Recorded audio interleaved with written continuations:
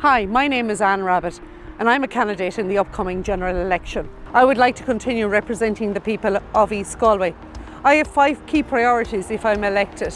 The first being affordable housing, so that everybody can afford or rent a property here in East Galway. I want to ensure that there's accessibility to our health service for all who need it, when they need it, regardless of income. I would like to continue to support the farmers and ensure that they have a fair and sustainable income for their produce. Education is the lever. It's the power to opening all opportunities for young people. So I would love to see more schools being built in our community for the growing population.